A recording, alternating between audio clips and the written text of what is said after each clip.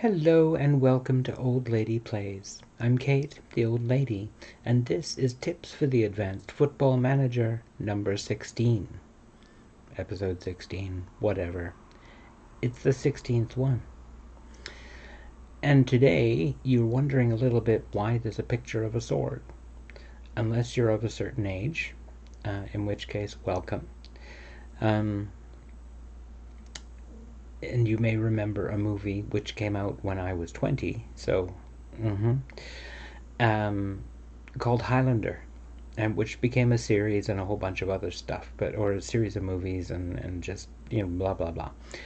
But the idea behind it was that there was this guy who lived a really long time and had a sword.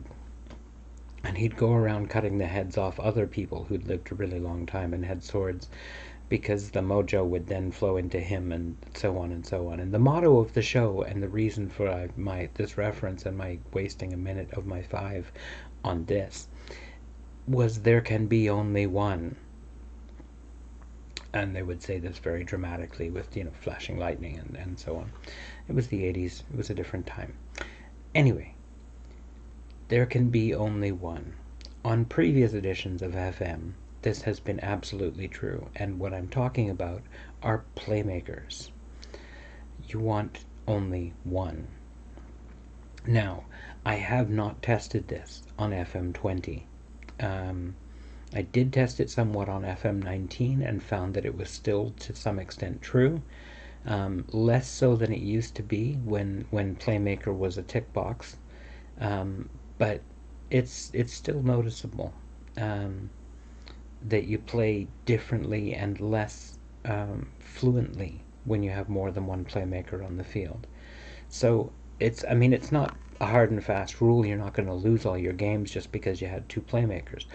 What it causes is a little bit of confusion in your midfield, because your playmaker is the person you look to for the pass. This is the person that the team is focused on getting the ball to, because they are the playmaker. They're the person who will send the ball to the right person. They're the one with the vision to send the ball to the right player and make the play. All right, it's really as simple as that.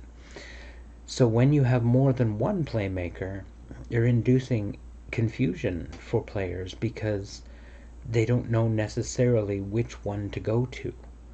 Now, it may be that they've fixed this in FM20 and you can now play with more than one playmaker, and you can get around and they'll make their decisions just fine. But what we found in previous ones was that when you had to have good decision making to deal with having more than one playmaker in your team. That was the result of some experimentation back on FM15 or 16 maybe. So again, I don't know whether this is absolutely still true, but I know that it has been generally true for a long time that it is better to play with just one playmaker. It will not kill your game. It will not make you lose if you play with more than one. What it will do is force your midfielders particularly to make more decisions about which playmaker to go to. And as soon as somebody starts making decisions, you introduce the possibility that they will make a bad decision. So introducing more decisions that they have to make is not necessarily always a great plan, unless you know that they've got great decision making. You've got a great midfield with, everybody's got 16 decisions. Play them all as playmakers. You'll have no problem at all.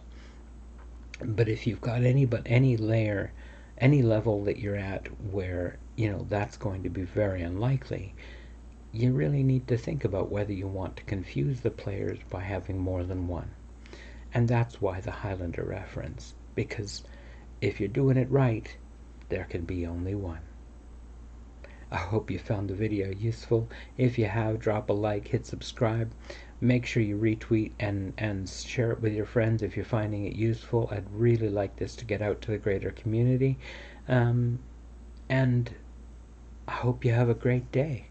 And take care.